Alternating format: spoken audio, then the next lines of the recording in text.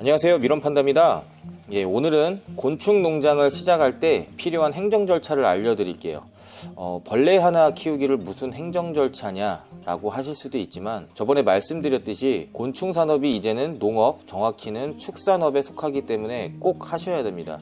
일정 부분 간섭되어지고 규제되어지는 부분도 있겠지만, 이는 곤충 시장이 더욱 성장하기 위한 최소한의 룰이라 생각하셔도 됩니다. 또한 지원, 교육 등의 방식으로 보호 및 장려되어지는 부분 또한 있기 때문에 곤충 산업 입장에서는 아주 긍정적인 변화라 할 수 있겠습니다. 행정이라고 하니까 뭔가 복잡하지 막상 해보면 별거 없습니다. 자, 그럼 가장 먼저 해주셔야 할 것이 있습니다. 바로 곤충 사육 신고입니다. 이 부분이 선행되어 주셔야 다른 부분들로 넘어갈 수 있으니까 꼭 곤충 사육 신고를 먼저 준비해 주세요. 이 곤충 사육 신고를 하기 위해서는 몇 가지 기본 조건이 있는데요.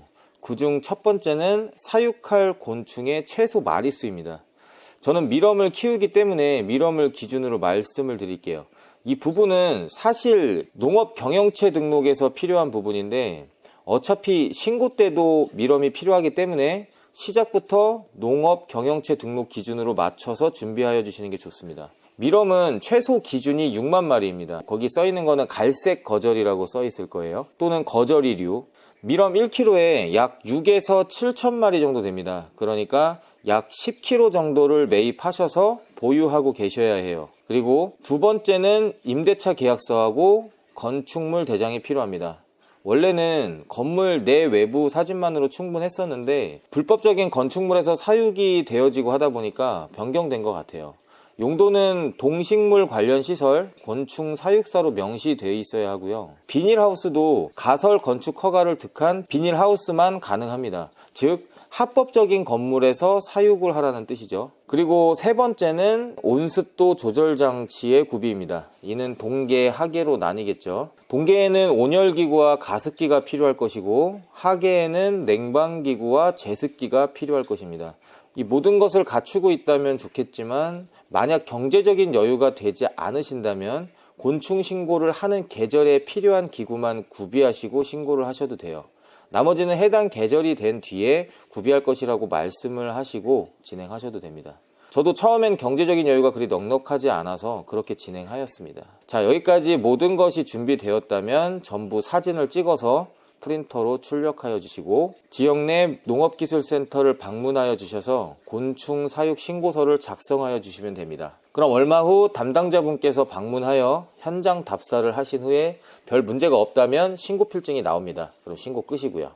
이제 이 신고 필증을 가지고 세무서를 가셔서 사업자 등록을 하시면 됩니다. 사업자 등록은 당연히 면세 사업자로 하셔야 돼요. 만약에 온라인 판매를 하시고자 한다면 통신 판매업 신고까지 하셔야 합니다. 이 부분은 곤충 농장과 관련된 행정 절차하고는 관련성이 좀 떨어지고 내용이 너무 길어질 것 같으니까 본 영상에서는 생략하도록 할게요. 자, 그럼 마지막으로 농업 경영체 등록을 해 주시면 되는데, 경영체 등록은 건보료 50% 감면, 면세유 등등 여러 가지 혜택이 있기 때문에 꼭 해주시는 게 좋아요.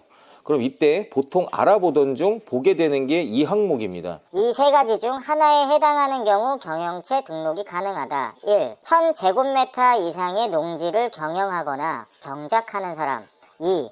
농업 경영을 통한 농산물의 연간 판매액이 120만원 이상인 사람.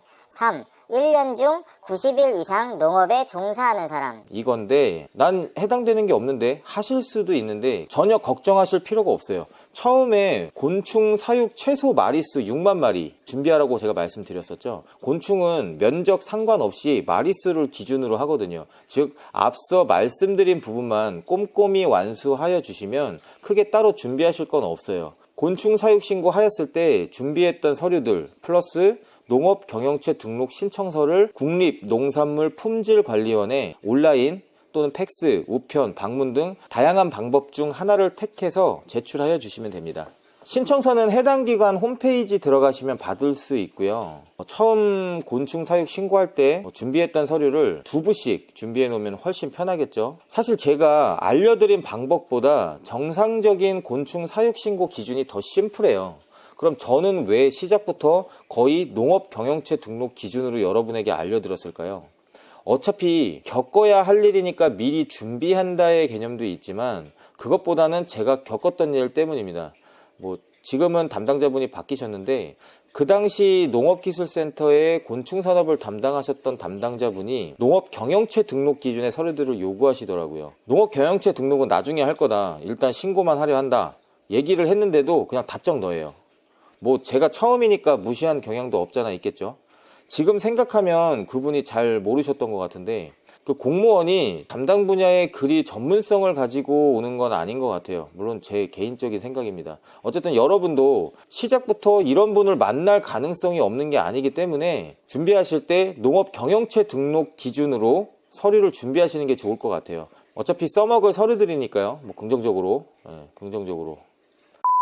다음 영상부터는 실질적인 밀엄 사육에 관한 이야기를 할 텐데요. 처음에 들여온 종충 10kg의 밀엄들을 성충으로 만들어야겠죠. 이 과정에 대해서 말씀을 드리도록 할게요. 영상은 여기까지고요. 도움이 되셨다면 구독과 좋아요 부탁드립니다. 영상 제작에 많은 도움이 됩니다. 감사합니다.